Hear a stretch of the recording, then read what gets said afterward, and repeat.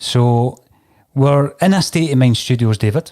And the reason you're here tonight is you yourself are going to be working within what you would call a State of Mind stable. It's the stable, and you've got your own podcast, which we're going to be talking about tonight. And I'm sure loads of people on Facebook are tuning in because they know you. You're a man that's well known around the fact that you've played football, you've coached football, you've worked in radio, you've rubbed shoulders with some of the finest musicians that the country has had to offer. And we're going to have a wee talk about that, and we're also going to be chatting about your concept for A State of Mind and what your podcast is going to be. So, as I say, my name's Paul John Dykes, you're David Simmonds. Talk to us about your upbringing, your backstory, as it were. Right back. Yeah. Well, I grew up in Lonehead, a small mining village in Midlothian, born in 1984. I don't mind saying my age. One of three kids, just a normal upbringing, really. Went to school at Paradise Primary School, educated high school at Last Wade. Fairly normal upbringing, really. We played football in the streets. We used goalposts, jumpers. Nothing really else to it, really. That was normal upbringing. Played a lot of football, a lot of good mates, chapdoor runs, skip the gardens. Just probably a normal upbringing, I would say. An innocent youth, really, when you think back. Looking back. Chapdoor run. And did you say your school was called Paradise? Paradise. Good old Paradise Primary. It's no longer there. None of my high schools are actually standing now. Both been knocked down to the ground in, ironically, houses, I believe. So. No, just when you said Paradise here, I thought, well, there is a link here to the other podcast that we do. Yes. But so you're looking back to a youth and an upbringing that kind of reflects a lot of people, or mirrors a lot of people from our generation, even though I'm a wee bit older than you. Yeah. And the football's always been a massive part of that. And it wasn't organised football, was it? No, it was just a case everybody in the street got together, the local sort of grassy area, and you would put down, like I said, goalposts for jumpers, and you would get a game of knockout or a game of cuppy, as they call it. You'd all have a shot in goals. You would all want to score goals, and thankfully we had the privilege in our town. We had like 3 or 4 full-size football pitches that we could utilise. None 3G or 4G, I would say. We never had the privilege of that, but we would play in any grassy area that we could.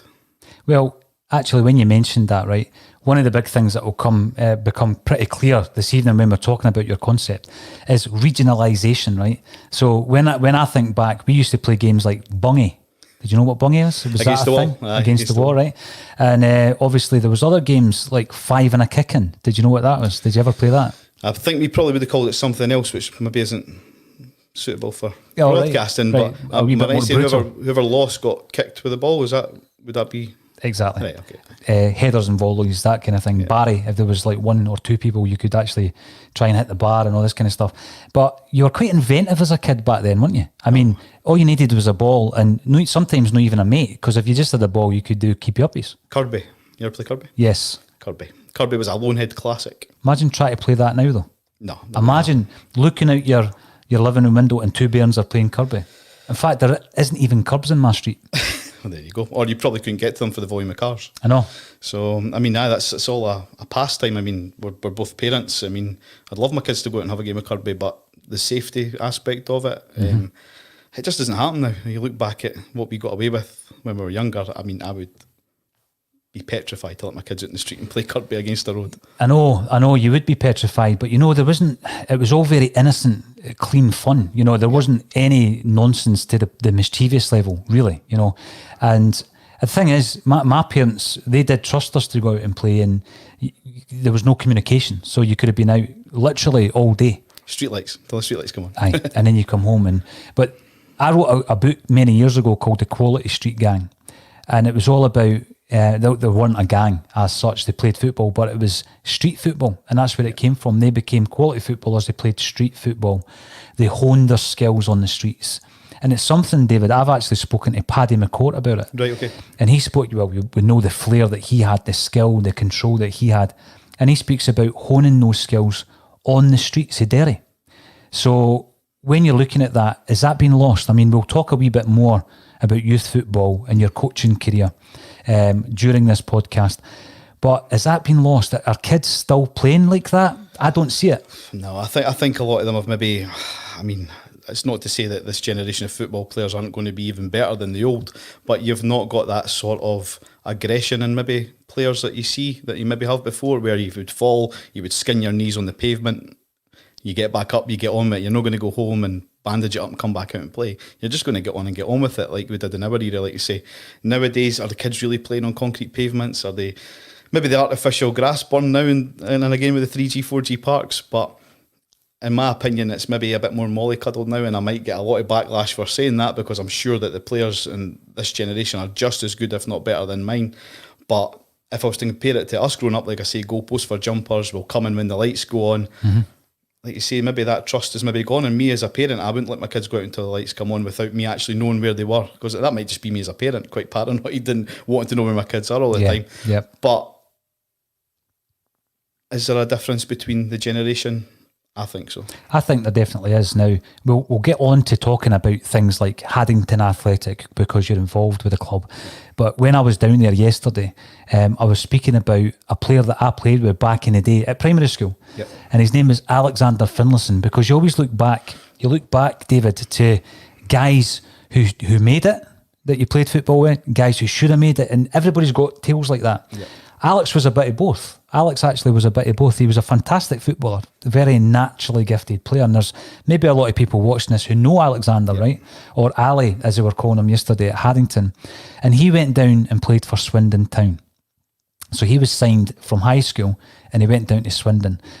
The facts of this are not embellished. They might not be 100% accurate, but I think it was a 3-year deal that he got, maybe 16 to 19. Steve McMahon was the manager. They had guys playing for them like Mark Walters, Scott Leach, Brian Kilcline, and who else? Jan Aja Fjorthoff. You remember the Norwegian striker they had? Goal scorer. Alex was a forward player. So when I look back to the players that maybe I kicked a ball around with that went on and did something, I always think back to Alex. Yep. And John Potter, who will be known to a lot of the locals of A State of Mind because we're based in Dalkeith, and he's obviously Jack Ross's right-hand man at Hibs. When you look back to the teams that you played with, who do you reckon should have made it and who did make it, if any? Oh God, I'm putting me on the spot here. You can see yourself, you know. No, there was no chance I was making it. I had the privilege to go to high school with a player called Stephen Whittaker. I'm sure you'll know, and obviously Whitty's done an amazing career through football. He's come to end it now. Obviously, he's signed for Dunfermline in a coaching capacity as well. But Stevie was a cut above the rest. He was superb. I mean, the minute you seen Stevie at the ball, you knew he was going to do something creative with it. It was unbelievable, and his attitude as well. It was just second to none.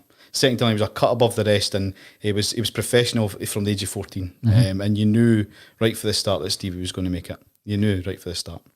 Was he always a defender back then? No, Steve was a forward. Was he? I played at high school up front. Him and a guy called Liam McKenna, who had quite a good career as well. He was at Hibs. He went to Bonnyrigg Rose. He played with Newton Grange Star. Liam was good. They were Strike Force. We had actually quite a really good school team. Players like David Dunn, who went on to play for Hearts. Who else was on the team? A guy called Greg Young, who played for Hibs as well. They all went on to senior clubs. Blair McDonald, called Bertie. Bertie played for Cowdenbeath. Craig Robertson. Billy Bald was our goalkeeper, went to Hibs, Berwick Rangers. We had a really good high school team actually, and we were rewarded with one of the Scotland Cup. But yeah, Stevie, to answer your question without waffling on too much, Stevie was always the one that was going to make it. Always going to make it.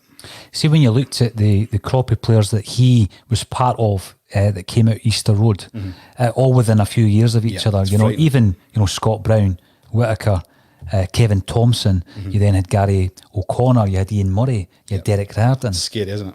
Now, every so often that happens, it's like a golden age. I remember they used to talk about it with the English team. Never won anything, by the way, but there was that golden age, wasn't it? Yeah. And you had the players like Lampard and Gerrard, dare I say, and various others, fantastic croppy players. And obviously you had an insight into Whittaker. As a Fifer, looking over to the Lothians in Edinburgh, we were always, in awe of the setups of some of the clubs around about the area. And I'm talking about teams like Tynecastle Boys Club, Hutchie Vale, Edina Hibs. Yep.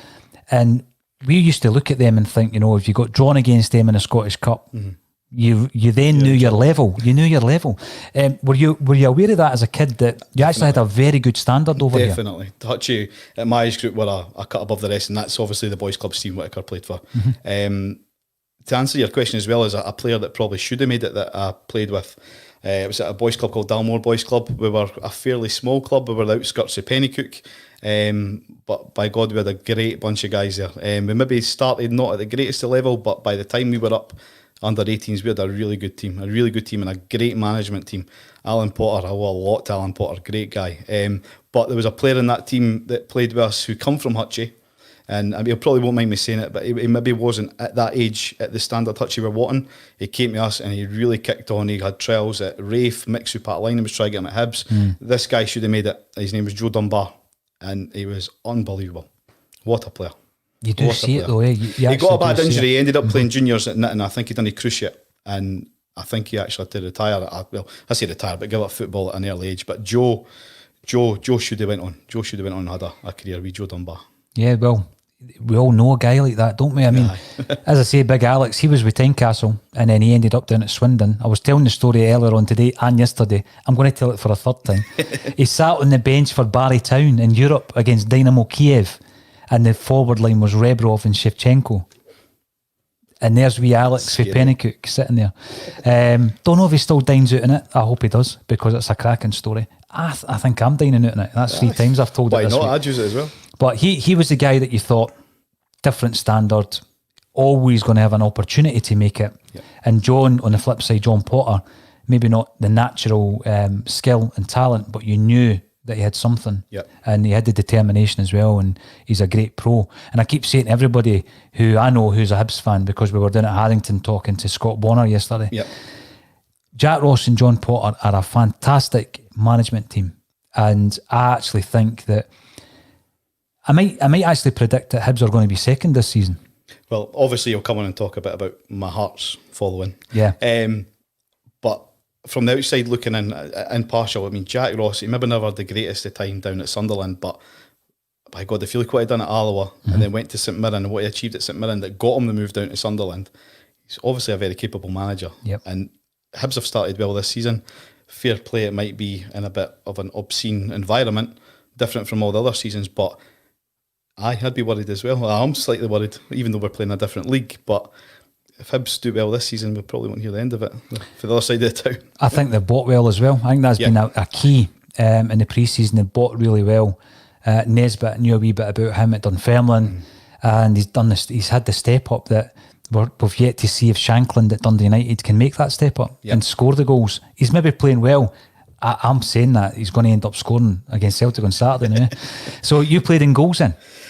Yes and no. I played in goals at a very, very young age. I'm talking like under nines. I played in goals and continued to play in goals for maybe a couple of years through primary school. All my mates were playing outfield, and this maybe goes back to maybe the playground days, if you like, kicking a ball against the wall and all that. It's no very good environment for a goalkeeper to be diving about in that. I sort of started playing outside and sampling. I was like, I'm pretty good actually, no bad outside if I do say so myself. So yeah, played outside. I played outside for Dalmore, like I said. I was more a right back, like a wee Gary Neville, playing right back. And I did well outside. Full back's a great position to play. It was honestly good. I was swinging in some crosses left, right and centre. I was doing well. The main reason I kind of decided to stick to the outfield during my teenage years is when the step up to high school and you had to look at the other goalkeepers that were there and you knew you were never going to play for the high school team in front of them. I mean, they were good keepers at our school, sorry. And so I spent most of my teenage years playing outfield. And I played at the lowest level outfield as well. And it wasn't until maybe about 18 I went back to playing in goals. And I played in goals for a pub team, believe it or not, in Lonehead, the Pentland Roadhouse. And it was completely by accident that I played in goals and had a great game. I had an absolute stormer. It's clean sheet, penalty save, the whole lot. And that was it. That whole season I played in goals for the Roadhouse. I then got a move from there. Someone heard about me or whatever. And then I went down to Peebles to play Peebles East of Scotland. Played there for 2 seasons maybe. It didn't work out there. A player that played at Peebles went to Kelso. I did a tour of the borders, to be honest. I ended up at Kelso, East of Scotland, and I spent 2 years at Ormiston in East Lothian. And then me and my wife started a family. So I gave up for a whole month and then signed for a border amateur team that a friend of mine from Kelso called Greenlaw. Laurie Dunn was the manager at Kelso, so I followed him down there. He was manager at Greenlaw, so I followed him down there. Got player of the year there, still playing in goals, loving it. And then my wife had a great idea to try and for another child, and we ended up having twins. So that's just my luck. So 3 kids. It was time to give up football. So I gave up at that tender age of 31. Spend time with the family, did it for a whole year. And then the call came to go into coaching. And I've literally never looked back since. Brilliant. And we will be focusing on how much of a passion you've got for the coaching and where that's taken you as well.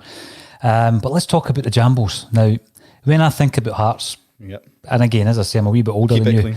I think about, I think about 1986 and what happened then, because there was an opportunity for Hearts to win the double. And Hearts were broken, and everybody knows what happened that day. But then I think about some of the really solid sides they had after that. 88, 89, the brilliant European run, knocked out against Bayern Munich. That's the quarterfinals of the UEFA. Correct me if I'm wrong, but what a side. John Calhoun, who was in here a few weeks back, John Robertson, Mike Galloway, Ian Ferguson, Henry Smith, Neil Berry. I think that kind of era is a very, very hard to beat strong Hearts side. And they're the 1980s, that's the Hearts sides that I look back fondly on, moving into the 90s with Levine coming through and Alan McLaren and that type of player. So if you think back to your youth and getting into Hearts, is it the same story as most football fans? The batons passed down from parents and that kind of thing? No, it's anything but that, to be honest. I grew up in a Hibs family. Did you? So yes, my mum is a diehard Hibby, my brother's a diehard Hibby, my granddad's a diehard Hibby, my late granddad, sorry I should say, he was a diehard Hibby. My dad's side are Jambos. But my dad was an athlete, to be honest, but he was never really followed Hearts, but he was always Hearts. If Hearts were playing, Hearts were going to win. So I wanted to be like my dad. I wanted to follow the Hearts. My uncle Barry, who's a Hearts fan as well, I wanted to be like them. But I was kind of, anytime there was a Hibs open day, I hate to say this, I can't believe I'm saying this actually, I would chum my mum and brother along because you get to meet the players and that. I'd seen them on the telly and I was like, I'm never going to be a Hibs fan, but I'll just go. And so it wasn't until we had a visit at the school from a guy whose hairline I followed called Eamon Bannon. I remember Eamon Bannon. Eamon Bannon came to our primary school with Neil Berry, actually. He mentioned him. I was like in awe. I'd seen him on the telly, Neil Berry. And all my mates at primary school were all Jambos as well. And that for that moment on, that was a team for me. That was a team for me. Jambos were a team for me. So started going to Tynecastle at the weekends. But then obviously football changed from Sundays to Saturdays at the age group I was at, which obviously prevented me from going to Tynecastle on a Saturday. So I didn't get to as many Hearts games as I would have liked to growing up, but I will say on the record that I've never been to a cup final that Hearts have been beaten. I was there at Celtic Park when we beat Rangers 2-1. I was at Hampden when we beat Gretna on penalties, and I was at Hampden when we thumped the High Beast 5-1. So I've never seen Hearts lose a cup final. Well, you're a lucky omen, I guess. Hopefully I'll get to go to another one fairly soon. So touch wood. A couple of things there, talking about, players going to your school and influencing your decision, because you were probably on the fence there. You could have gone either way. Yep, I could have. And that's important. And I don't know if the clubs still do that. Are they still in about the communities? Are they still sending players to schools? I'm unsure. I've not got a yes or no answer for that. I mean, I know a lot of clubs tend to try and obviously do a lot for their community. But does that come from the senior players? I'm not sure. Obviously, every senior club's got a community officer that will go out and it will do street soccer games with the kids, etc. But is there actually that initiative where the players will actually go visit schools, will go visit boys' clubs? I'm pretty sure they do for presentation nights. I've seen that before, where players will go and present the player. I mean, that might be enough to swing a player. I always remember the guy that came to do our presentation at our school, which was Sacred Heart in Pennycook, which is still standing because I drove past it not that long ago, was John Collins. John Collins. He was at Hibs at the time, obviously, and he came along. And I think on another occasion, Gordon Ray of Hibs. I think our headmaster must have been a Hibby. Right. Mr. Nimmo must have been a Hibby, because it used to always be ex-Hibs players. But Gordon Ray came along as well, presenting all the trophies. And I went to school with his son. Did you? Aye. He was a Hibs legend, wasn't he? Aye, he was, aye. When I was playing, Gordon took the Hibs Academy team. Right. I'm sure he was, because we played them in a friendly. But he was a big centre-half, wasn't he? He was. Aye. His testimonial was against Manchester United at Easter Road. I went to it. Right. And I remember Gordon Strachan and Mark Hughes, that playing at the time.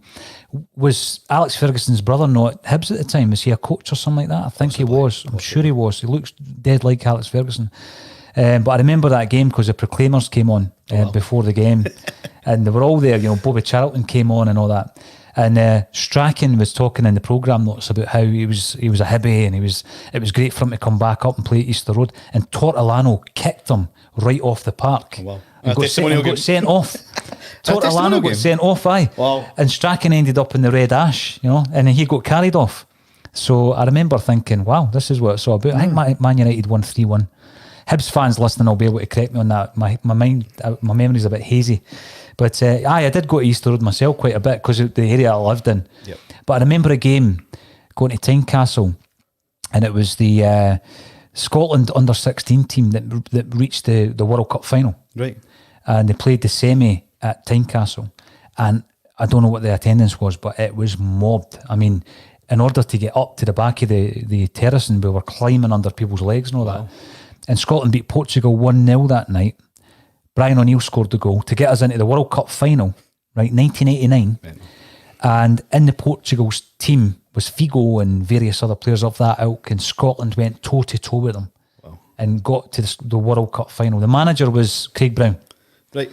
And it begs the question, if we, at that age group and at that time, could get to a World Cup final, where did it all go wrong, Simmy? Exactly, aye. Hopefully we can talk about that when we talk about some coaching, because you'll have an insight into that. But I always wonder how from 1990 as World Cup finalists at 16 are we where we are now, and we can't even get into the finals of a major tournament. That concerns me a great deal. I mean, what do you think the reason for it is? It going back to what we were saying, the basics aren't they right? I don't want to tell you my personal opinion on that, because if you look at how Hearts have been treated recently, if you have it's all kind of stemming from one sort of governing body. And has that got anything to do with it? I mean, obviously the people that are in charge now weren't obviously in charge back then. But like you say, you raise a great point. I mean, what took us from being up there in 1999 to just fade away? And then you look at what Figo's done. I know. Compared to people in that Scotland team. Whoever was marking him that day. Exactly. Quite a few of the players went on to have a good career. Eddie McGoldrick, remember Eddie McGoldrick, Paul Dickoff.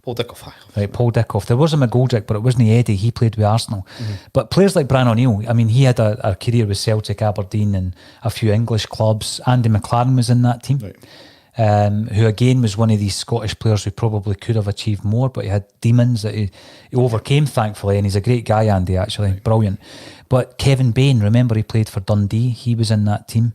But it always struck me that we could go toe-to-toe at that time, and where are we now? And that's a big question. As a football fan, you pay your money, you go to the games, you've got an opinion, but we don't have the strength of making a difference as the guys in the highest echelons of the associations that you're referring to do have. So for me, Scotland will always be a football nation, but we're missing a team that we can watch in a final. Definitely. Well, the fact we've not qualified for a senior tournament in so many years, it kind of speaks for itself, really, doesn't it? And I think something does have to change, and I think they have tried to. By all means, they're not deliberately not qualifying for these senior tournaments, but you said earlier we still have the talent, right? So you look at some of the Scottish talent we've got now, and I'm talking obviously the obvious ones like Kieran Tierney, Andy Robertson. When did we ever have two left backs like that, And then you're looking at maybe even Billy Gilmore down at Chelsea, young kid. Aaron Hickey at Hearts, John McGinn tearing it up down there. There's a nucleus there, isn't there? Yep. Of a right good side. It's just getting them all to gel together in the one team, isn't it? And we had a few years ago, Ryan Gold, who was, he was the next best thing. He was astonishing. And I spoke to Simon Donnelly and Jackie McNamara about him. Right. And I mean, they said this boy was unbelievable as a kid. He goes to Sporting Lisbon. By all accounts, he's doing okay now. Yep. After another move. But again, I look at Ryan Gold and he was the next big thing. Why are we not seeing him playing for Scotland, I think if you look at like Robertson at Liverpool, the philosophy that Jurgen Klopp has obviously got the Liverpool players playing it suits players like Robertson. He's not going to play in a Scotland team that's got that same philosophy as Klopp. Klopp seems to get the best out of the players. So is it down to management? I don't know. Is it down to the team's philosophy and how they want to play? Not sure.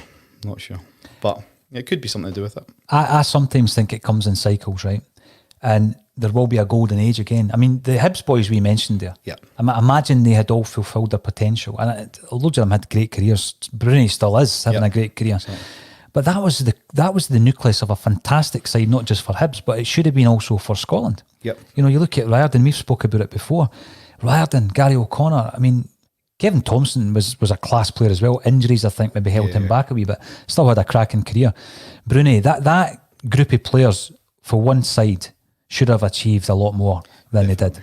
You know, What was it, the CIS Cup, I think they won as a under unit? Collins, and then they all fell out with John Collins. Exactly. You know? And then they all moved on. Exactly, aye, they did. So the Hearts memories, and you know, coming into supporting Hearts, your finest memories. I'm thinking your 3 cup finals must be up there. 100%. I think if I had to say one memory, it would be walking into Celtic Park and Hearts scored early on in that cup final. I think it was a penalty. Colin Cameron, wasn't it? Early doors, early penalty. Walking in, and I hadn't even sat in my seat yet when the penalty was given, and the whole place absolutely erupted. There was scarves flying everywhere. There was people flying everywhere. It was scenes. I mean, back then I think I was 11, 12-year-old. I was amazed. And that's one memory that will stick with me. That whole day, I will never forget it. Unbelievable. But then see that what football gives you. People that don't get it don't understand that. Exactly. See that emotion. And back in the day, maybe in my dad's day, where it was working all week and then going to the game on a Saturday, that emotion, that escapism that it gives you is why it's a working man's sport. And I say working man's sport, you know, I know it's men and women, I know that. But, you know, the working class, it's the sport of the working class. And that's been lost a lot, really, in recent times, isn't it? It's that emotion it gives you. I mean, like I said, I took a year out when we had twins, and you've not got that Saturday to look forward to, like that when Saturday comes kind of feeling. And I can understand watching a lot of documentaries now, like Paul Gascoigne, the one the other night with Gary O'Connor. I can see how football players mentally struggle once they actually stop playing football, because the banter you get in the changing rooms with your mates, the training. I mean, obviously, like I said, I never played at a professional level like Gaza and obviously Gary O'Connor, but I can see why mental illness is such a big thing when football players no longer do it. And it's really opened my eyes recently after watching things like that. I think it's so important. It's so important to raise awareness. The only way I can maybe relate to it, because I was never a footballer, right, is if you can imagine a scenario where you've got a structure in your life. So my example would be you're married young, right? So you're married young, you've got a structure, you've got your house, you've got everything day to day, you know what's happening. And then in your early 30s, let's say, you split up for your wife. And you find yourself in your early 30s in a bit of limbo, because you've had your entire adult life has been structured and there's been a routine, and all of a sudden you're cast adrift. Yep. And I think it must feel a wee bit like that for a footballer. Definitely. Because, I mean, they get a bad rap in relation to a thick footballer. I don't really subscribe to that. I think they've everything into this dream of playing football. So then, let's say they come out of the game, like some of the guys we've mentioned, Gary O'Connor, early 30s, Derek Riordan, early 30s. Unfortunately, Anthony Stokes looks to be in that boat as well. And if they've not made enough money to see them through for the rest of their life, they're in limbo. Yep. And I think that's when the routine that they're used to is not there. And the camaraderie of the team group and the change room's not there.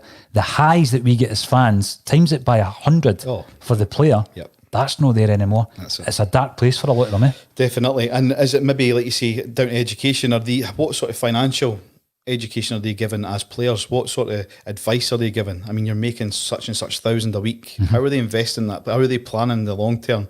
Should they invest here? Should they save here?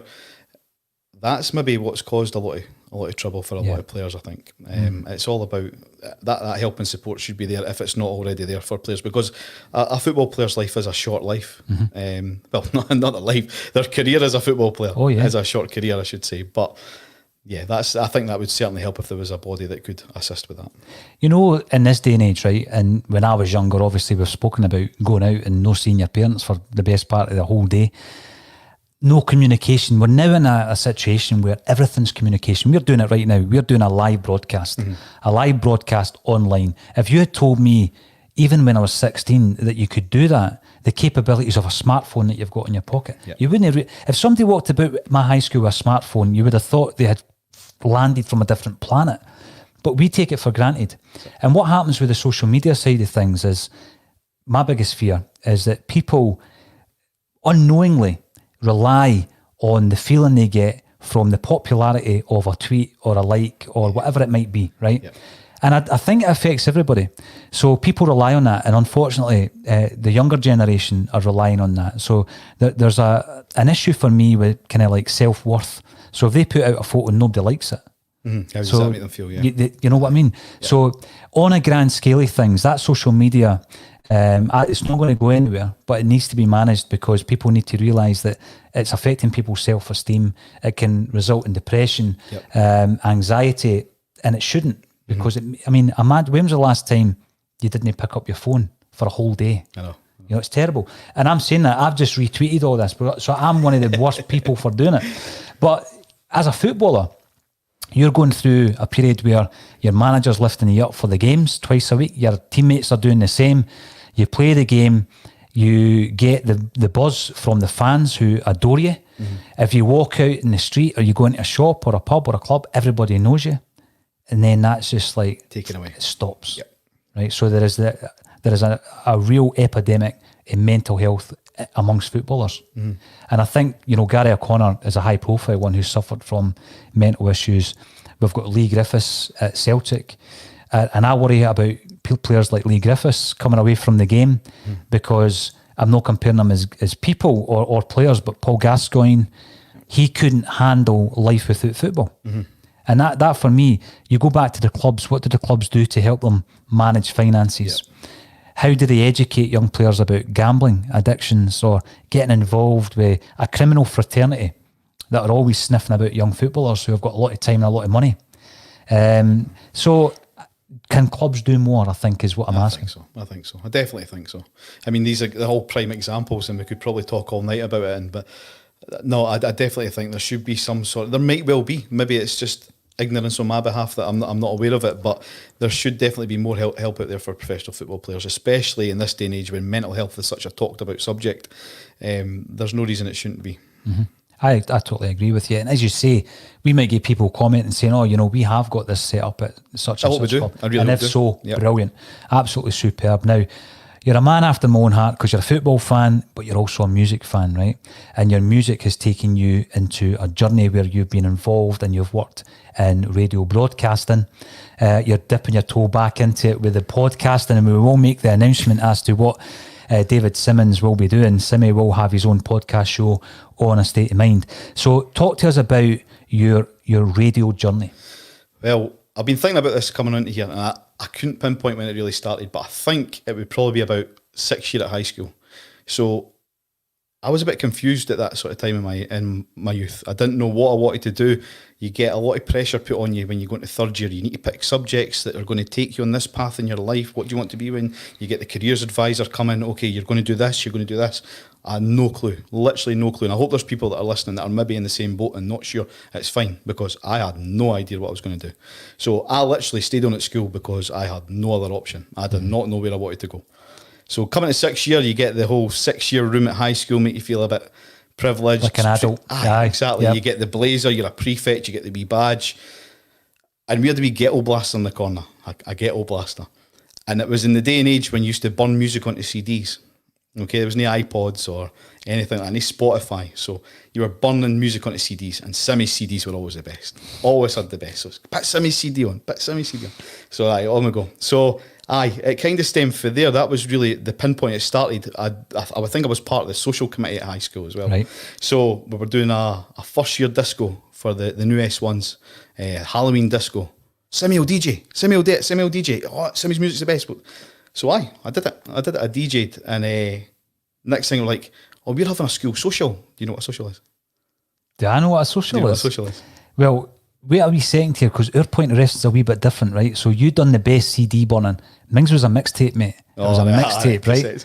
Pausing the radio, Exactly. So what is a social then? A social at high school, okay, I don't know if they still do it. I'm sure establishments have cordoned on. So you used to book a function hall somewhere, and I hope I'm not getting anybody in trouble here. You book a function hall, you would turn up the whole year, you'd sell tickets, $5 a ticket, $10 a ticket to get in the social, and you'd just have a party. You would say it was somebody's 21st or something, an 18th birthday party, and you would turn up, okay? So like, was there booze involved in this, Simmy? I can't confirm or deny, but there was drinks. So Simmy will DJ at the social. Honestly, Simmy will DJ at the social. So I did. I DJed at the social. And then they were like, oh, do the next social, do the Christmas social. Aye, okay. And then it was, I've got an 18th birthday coming up. Will you do my 18th birthday? I was like, oh, wait a minute. I've not got the kit to do it. Oh, no, we'll hire you kit. We'll hire you. All right, okay. So I did. And my granny, God bless her, she saved up for me every month to have this account that you would sign in a wee book and you would get it when you were 18. And I think she always wanted me to deposit for my first car. All right. So I says to my old man, like, I'm going to buy a set of decks. All right, we'll go for a bit. And there's a wee shop down on the bottom of the Royal Mile. Excuse me. So it went from buying a set of decks to buying a set of decks, an amplifier, 2 speakers, disco lights, the whole shebang. And before I knew it, my granny's savings were all gone. So I started a wee mobile disco, if you like. This went on for 2 years. What was your DJ name? DJ Simmy. DJ Simmy, DJ Simmy. of course. Obviously. So I think it was about 1,500 quid. It was in my savings that I blew on disco equipment, and I made it back in 6 months. Brilliant. So my wee granny has got a lot to do with probably why I'm even sitting here. So, yep, I bought all my disco stuff. I've still got it to this day. It's in my attic. I've kept it because it reminds me where I came from. It's a bit cheesy, but I did all that, and I hit a stage, like I said, I didn't know what I wanted to do long term in a career. And I was working part-time at Sainsbury's as a student. I didn't want to do that full-time. That wasn't the career for me. I think I got to a stage where I thought, I'm not going to be a mobile DJ for all my life. I ordered a prospectus, I think they call it, from every uni, every college in the area. And all of a sudden, the first one I opened was Telford College. We're doing a radio broadcasting course. I was like, wow, that's music related. I could do that. And round about the same time, a friend of mine that I went to high school with was breaking through at Radio 4 called Mark Martin. And Mark was doing well. And Mark, again, is someone I really need to thank as well, because Mark got me involved at Radio 4. He got me in as a wee work experience guy. I'd make cups of tea. He showed me how to do demos and stuff. So at the same time as going through the course at Telford College, I was doing work experience at Radio 4. And that was kind of how it all began. So I was a little pest. I was sending demos to Scott Wilson, who was the programme controller at Radio 4 at the time. He was also doing the breakfast show on 4 too. Our other programme controller was Luke McCulloch, who went on to work with the BBC. I was sending Luke all my demos and that. They must have been getting really annoyed with me. But that's what you had to do. You had to get yourself noticed. You had to be noticed about the building. You had to be a wee pest and make a good cup of tea. And then all of a sudden, I get an email back from Scott. Their travel person's going off on holiday. Do you want to do the travel in the morning with me? Aye, definitely. So up bright and early in the morning for the 6 o'clock start, 4:30, you have to phone Forth Road Bridge Control to see if there's any accidents on the bridge, what's the tailbacks looking like, phone the local police, has there been any accidents, check the AA website, what's the tailbacks, where's the roadworks. It was exciting, it was good. And while all this was going on at Forth 2 with Scott Wilson, Boogie's going on at Forth 1, and so you're preparing travel for your cell, and you're also sending it through to the co-presenter with Boogie in the morning. I think it was Vicky at the time, and it was brilliant. I loved it. And from then on, it kind of snowballed. I remember sitting in a friend's house one night, and I get a phone call at 9:30 at night. I've had the guy phoning sick that's starting at 1 in the morning. Can you date, Simmy? Can you date? I'm not going to say no. I'm petrified. All these computers and stuff that I knew roughly how to work, but I had no way to run my own show. And it was between 1 o'clock in the morning and 6 o'clock in the morning. So the graveyard shift, if you like. And I was like, no one's got to sit and hold my hand through this at that time of night. I can't ask anybody to do that. So it worked. I managed to blag it. That was my first show. And then from there on out, I did more shows during the night. It came at a good time because it was obviously like Christmas time, and there was loads of people that were taking holidays. So I was covering for the overnight show here and there. And it was brilliant. So that was my way into Radio 4. I did travel on the drive time show at Forth 1 as well. And it kind of all snowballed from there. I got offered a daytime show which really suited me through in Lanarkshire at a station called L107. If anybody that's watching knows of that, it used to be called the Clan 107 and The Edge. So I got a daytime show through there doing mid-mornings, and that is kind of where the full-time really kicked in. Full-time on the radio, brilliant. Part of my feature was interviewing a guest every morning, which is kind of led into this, which we'll come to. And it was brilliant. The managing director was an ex-Radio 1 presenter called Mark Page. The station could have been better, I think. Eventually it got sold, and because I'd been there so long, I was probably one of the higher paid, they looked at me and thought, we probably should cut him. And I understand it was a complete business decision as to why I got let go at that stage.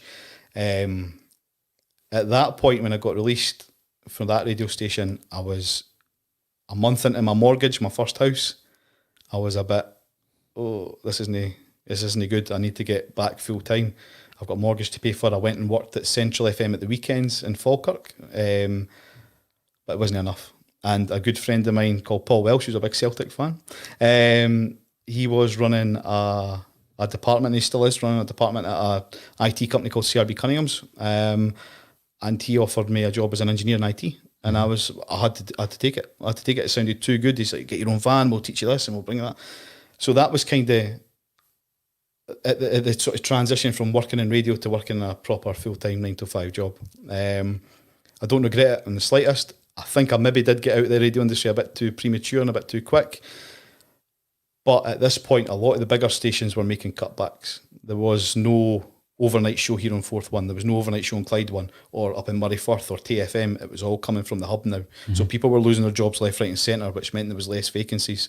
There was cutbacks happening here, there and everywhere. I think I got out at the right time. And it was a blessing in disguise that the vacancy come along full time as an IT engineer with CRB Cunningham's, which I still work with to this day, 12 years on. Right. So I basically got out of the radio 12 years ago. I've done the odd show here and then, like I say, weekends at Central FM in Falkirk, which I loved. That was good. We've done the odd wee bits and bobs here and there. No mobile discos, I'll say. Although you've still got the kit. I've still got the kit and I still keep it. One thing I will say is, obviously, with the mobile discos, I had a residency, if you like, at a local pub in Lonehead called the Roadhouse. And that was one of the best years of my life. That's where I met my wife. She was doing a part-time thing behind the bar, and that place is responsible for so many marriages and so many kids. It is unbelievable. And what kind of music were you playing like? Everything. And anybody that knows me will say, Simmy has got the most random taste in music. I used to end the night every night with Take That, Never Forget. Mm-hmm. Never forget. The whole place, hands up in the air. Never forget, clap, clap. It was unbelievable. No run rig, nothing like that. This was the Roadhouse. So it was Take That. Unbelievable. They were great years. And like I said, that's where I started playing in goals. I was going to ask you, so is the Roadhouse, the famous Roadhouse, still there? It is, but it's under different ownership now. Right. It's had its day. That was the day. Well, there is moments in time, isn't there, that just encapsulate everything. There's the right vibe. You couldn't walk. You could not walk to the toilet. You would have to plan your trip to the toilet 20 minutes in advance because you could not navigate through the crowd of people that was in that place. Small little venue, but it was absolutely packed every weekend. And we're talking about that in a time where we can't do anything remotely like that in crowds, and you do think back, you miss it a bit, you know. So when I'm looking at your musical career and talking about interviews and that kind of stuff, I love interviewing people. Mm-hmm. And a lot of the time I don't even think it is an interview, because an interview is where you've got an interview plan with questions and all that stuff. 3. And I don't work like that. I remember going through to the Royal Glasgow Concert Hall, or the Glasgow Royal Concert Hall, to interview Neil Lennon, right, and Chris Sutton on the same night. And I went to pick up my pal who was recording the night for me. And I says to him, do you know how to get there? Because I've not got my questions. So he had to drive my car. And in the time it took to drive from Stirling through to Glasgow, I scripted my questions for the biggest interview I've ever done in my life, which was going to be live in front of a live audience.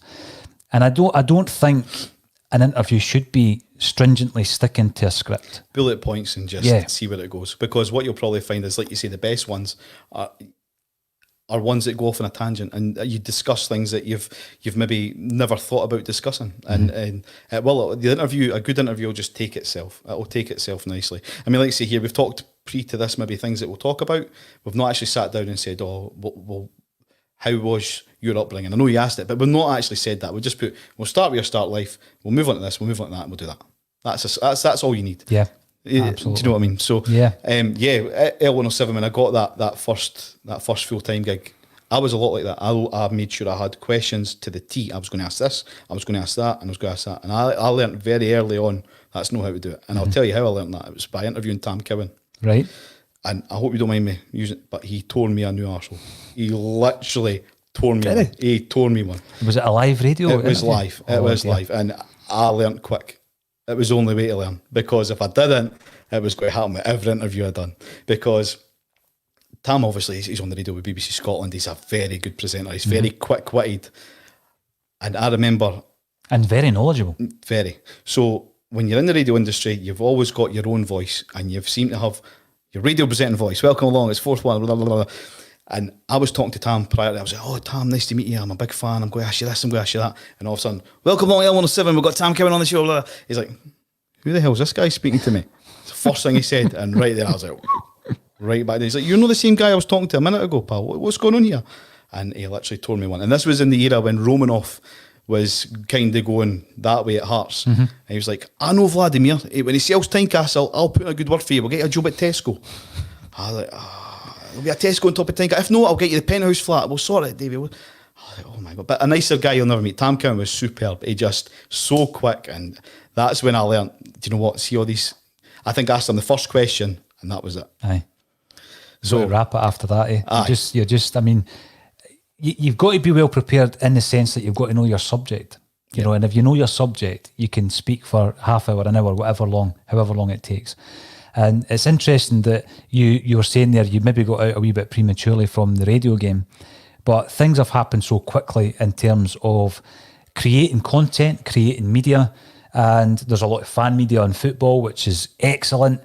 And obviously what we're doing here at A State of Mind is we're trying to create a platform for people like yourself who might have a concept and might want to set up, let's say, a podcast or a live broadcast, which we're doing now, which is going to be different from your sit-down interview show, which would then be different from your TV show in the style of, let's say, The Word. If I'm going back a wee bit too far for you now, I think so. Or TFI Friday or whatever. So we've got the facility to do that. And we've got the DJ set, and we can have acoustic guitars. And at the moment, we're at the infancy of that. So we've been interviewed on a daily basis, and we've been putting out bulletins. So what we want to do is we want to bring in people like yourself who will have a concept, and we can build on that concept. And you've got a gaming station out there, with various different... So we're expanding in all different directions. Before we go on to your concept, because that's what tonight's discussion really is all about, when you're working the radio, I've name-dropped Neil Lennon and Chris Sutton there, you would have noticed that. What kind of highlights did you have? You must have met some superstars or people that, you admired as musicians, or what kind of memories do you have? What's your highlights? Well, I mean, looking back, there is quite a few. There's quite a few. I was with the first interview when Graham Dott won a Lanarkshire guy. Graham Dott won the World Snooker Championship. He brought in his trophy in the studio. I was the first interview after he won that. That was good. Obviously meeting Tam Cowan, etc. More so at Radio 4th, because I was kind of trying to get in there. You would do anything. So I worked at the Radio 4th Awards, where they gave you a Range Rover, like a Range Rover Sport. They trusted me with a Range Rover Sport. Here's a set of keys. They gave it to a couple other guys as well. Your job for the day, go and pick up these artists at Edinburgh Airport, bring them along to Tiger Lily, house them in Tiger Lily, and then taxi them for Tiger Lily over to the assembly rooms where we're doing the Radio 4th Awards. So I was like, all right, who we got? So first one is Adam Hill, the comedian. He's got a prosthetic leg, Adam Hill. So Adam Hill, brilliant, great banter in the car. Tiger Lily, back to Edinburgh Airport. Who we got next? Jason Donovan. Brilliant, Jason Donovan. He's in the car. You're really a name drop now, aren't you? He's got his Ugg boots on, though. That was one thing I was a bit... And, what was his chat like? What was the bold... He was on the phone the whole time. Scott Robinson, he was in Neighbours, eh? I couldn't tell you. I know it was Charlene was Kylie. If Charlene and Scott, yep. Yep. So, he was on his phone the whole time. That year, that was the first year I'd done this. The nicest guy I ever met doing it was James Blunt. Was it? Unbelievable. He was getting such bad press I at like the time. his patter, though. See on online. Twitter. He's so quick. He's good, brilliant. Right? Absolutely superb. There was a lot of roadworks going on in George Street this year that we were doing it. So I says to him, this is the time. I'll pick you up here. I'm just going to run you along to the assembly rooms, which are just across the road, but a bit further down. It's not a million miles away, but blah, blah, blah. So he jumps in the Range Rover. We go maybe about 20 yards down the road. Roadworks, red light, chock-a-block. He's like, where is this, sorry? And I was like, it's just here, mate, it's fine. He goes, I'll get out and walk. It's fine, I'll grab my guitar, I'll get out and walk. I was like, I don't know if I'm allowed to let you do that. He's like, honestly, it is absolutely fine. He goes, you've been, it was like, properly, he was like, you've been superb. He goes, let me grab my guitar out the boot and I'll go. And off James Blunt went. But he talked to me for the airport. He was like, the other people, like say, Jason Donovan was sat on the phone, just blethering nonsense to whoever it was. And so that was the first year. James Blunt, good guy, all right. Second year, here's your job, right? You've got to pick up 5 artists at the airport. You need to look after them. You need to get them from there to Tiger Lily again, and you need to make sure they check into the room without any commotion, all right? Then for there, you need to sneakily get them into their car, and you need to get them from there to the assembly rooms. All right? Now, you can know who this is. But who are you thinking at this point? Because you're not told their identity. No idea. I actually thought it was going to be... who did I think it was going to be? 5. It was a boy band of some sort, I thought, aye. Like 5? Aye. Could have been 5. Could have been 5. Could have been A1. Could have been anybody. It was Girls Aloud. Girls Aloud, I was... Oh, it was a no. It was a no. So that was it. So I had to take them up to the room. That sounds a bit rude. Take them up the stairs to where they're checked into the room, put them in there, and Cheryl, she was lovely. She says, "Is there anybody I can go for a cigarette?" in her Geordie accent, which I'm not going to try and do. So I had to usher them down. There was maybe a crew of 3 or 4 of us, and they were absolutely superb. They signed stuff for us. I've got a picture with them, one I recently put up on Facebook when I did a little hint that something like this was coming up. That was probably one of the best days of my radio life, if you like. And I wasn't even on the radio. They were massive at the time. They were huge. Oh, they were, aye. I'm sure Sarah was on the phone talking about how she had a night out the night before with Niles Barkley, who was number 1 at the time, and crazy. And it was literally crazy to think that I was part of that. Where are they now? Exactly. I mean, I know that you're on a state of mind, so you've done all right. I'm doing better Where's than the rest of them. them? Well, that's it. Well, there's no reality show to judge anymore, is there? So, I have no idea, to be honest with you. Probably on a soap somewhere. Has Kimberly not went on to Coronation Street? Or I might be miles off the mark. Everybody knows what Cheryl done, but what about the rest of them? I don't know. A few of them kind of done a solo thing, I think. Yeah, I think they all kind of had a crack at that. Aye. But out of them, they were pretty sound, eh? Brilliant. That's great. Brilliant. So James Blunt, good guy. Girls Aloud, Good girls. decent as well, eh? Aye. That's a belter of a 40 as well, eh? Aye. Well, I had a wee bit here back then and probably a few stone later as well. But So high points, and this is the thing, we're moving into a situation where we will have guests coming in here. Yeah. This is a custom built studio. That's what we're building it for. You never know. It might be Cheryl that's in here. Who knows? Because, I mean, it's going to be football. It's going to be music. It's going to be movies, politics, comedy. We're going to cater for all tastes and a state of mind.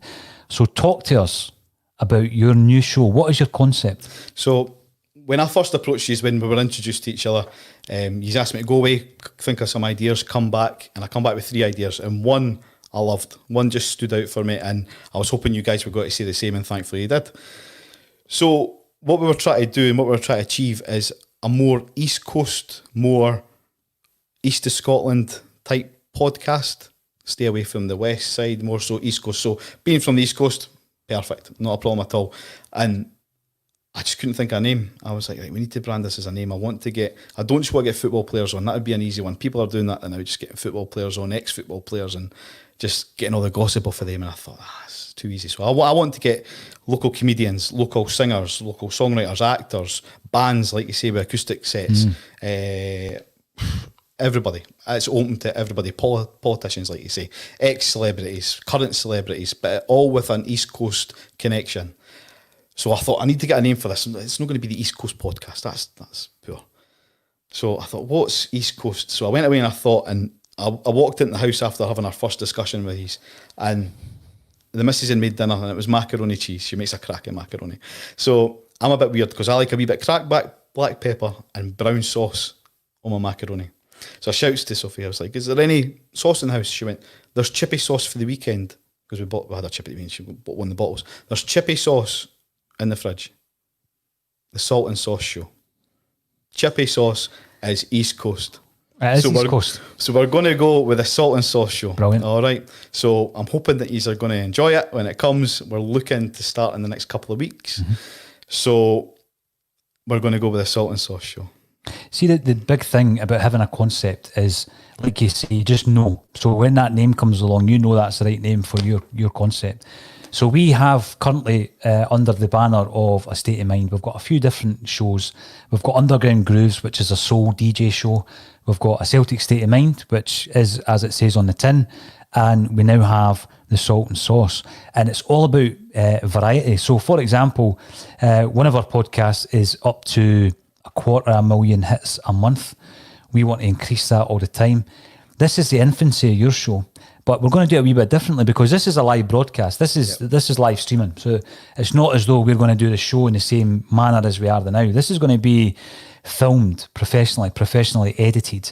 You're the main man. You're going to have your radio voice on that Tam Cowan didn't like. And you know, you're going to be sitting down there, and I always say getting under the floorboards of somebody's story. And if it's an up-and-coming artist, they bring along their acoustic guitar, they play us a few songs, all that kind of thing. The Friday night vibe's going to be there. When you told me the title of the show, I didn't get it because I'm from Fife and we didn't call it Salt and Sauce. How bizarre is that? So what's your option at the Chippy in Fife? What would they ask you? What do you have on your chips? Salt and vinegar? Salt and vinegar. Salt and vinegar. That's what you would ask Salt for. and sauce. So because we're calling it a Salt and Sauce show, there has to be a feature linked to chippies in here. Got to be. Now, I like a chippy, I'm not going to lie, but I'm on a diet now, so it might not happen. But we're going to incorporate a feature to chippies, all right? Whether it's me battering a fish, going in and rating a chippy. Get on the fryer, oh yes. Or even asking our guests what's their chippy of choice. But there will be a chippy connection. So if you work in a chip shop, I'm coming for you. Simple as that. I'm coming for you. Aye. I'm going to batter you. Come on, that's it. That's the radio. Talking about battering people, do you do the whole deep fried Mars bar thing and all that? Did it once. Huh? Done it once and I done it by accident and I'll never do it again. Person in front of me in the queue no, what had happened was I'd ordered my chippy and they said that it'll be 10 minutes. So I just stood back, mind my business for 10 minutes. And what had happened was they'd had a delivery come in and they were preparing it. And what they'd done is they'd battered a Mars bar by mistake. Instead of the order was just a normal Mars bar. They wanted a bottle of juice and a Mars bar along with their fish supper. All right. And I knew the girl that was behind the counter because her daughter goes to school with my daughter. So I says, just put that in my mind. Just put it in my mind. I was trying to maybe get a freebie, but I was like, just fire it in my mind. I'm sure they charge me. I'd go for it. No for me. Oh, but I've never tried it. That could be a feature. We could try deep frying some random things like a Twix, Snickers, or a Snickers, and or we'll a rate it. Crunchy. Exactly. Now, I'm instantly thinking, because it's all about the social media and everything else at the moment, that incident in the Chippy was at Falkirk or Alloa where the woman kicked off. Was it a kebab shop? Aye. Did you see that? I think it was so, outrageous. We're not going to go to that No, Chippy. we'll avoid that. But what we will be looking for, I mean, we are going to go into local establishments. Yep. And I've given you some numbers of some of the other podcasts that we do on A State of Mind, $250,000 a month, that kind of thing. It's a good opportunity for local businesses to get involved here. And if they do want to get involved, to either be the chippy of choice, the featured chippy, or even sponsor the show, Yep. then they can get in touch with us. They can do that via Facebook, Twitter, A State of Mind YouTube channel. Get on it, get in touch with us, and we'll talk about sponsorship opportunities as well. Because I can actually see you going there, because back in the day, there might have been a bit of chat between placing your order and getting your food. But these days, they'll sit back on the phone, don't they? People just get on their phone, so that whole thing's lost. That's it. And we'll get posters put up in your chippies as well, promoting the show. Oh, definitely. I'm looking forward to it. Yeah. Is there any chippies of choice, or what is your favourite dish for a fish and chip shop? I'm a variety man. Right. I'm on box. Spicy life, as they say. That's it. No, I just like a standard fish supper from time to time. Probably too often, but aye, just a standard fish supper. I'm on the white pound suppers, but I've been vegetarian for about 8 months now, so wow. I've not had one. I'm actually wanting one after speaking to you. So with salt and sauce. Salt and sauce. I'm going to ask for that in Fife, and God knows what's going to happen. You'll Right? get a wee sachet. Aye, probably. So we're looking at maybe in a fortnight on a Friday night. Yep. We're going to have our first show. It's going to be pre-recorded, so it's going to be nice and polished, and it will come out to you as a finished article, nice and edited, and we'll share that on A State of Mind's socials and on your own social media. And by that time, we should also have the website up and running as well. So perfect. YouTube as well, it's going to be on there, and this is going to grow. So if you're a local artist, comedian, politician, and you think you want to come on and tell your story to Simmy, then please get in touch with us, because this is how the thing will grow as well. And I'll come to you as well. I'll be approaching ex-football players. I know we said that's not specifically the market we're going to target, but it's just variety. It's going to be a variety show. Comedians, actors, football players, ex-football players, politicians, everybody. I'm looking forward to it, because I'm in this football kind of mode all the time, and it's great to break away for that. And I'm going to obviously learn about new music and up-and-coming artists. So brilliant. Can't wait for it, Simmy. And all that's left for me to say is, everybody who's tuned in live, this was a live broadcast from A State of Mind. This is Simmy, DJ Simmy, formerly known as, now David Simmonds, and he is going to have his own show, the Salt and Sauce Show, as of 2 weeks on Friday, a week on Friday? Well, I think we were going for the 28th. 28th of August. But I was trying to buy myself some time and be a couple of weeks. Well, keep an eye on social media. Keep an eye on that, and we will put the flyers out there, and we could be visiting a fish and chip shop near to you sometime soon. All that's left for me to say is, David Simmonds, thank you for joining us on A State of Mind.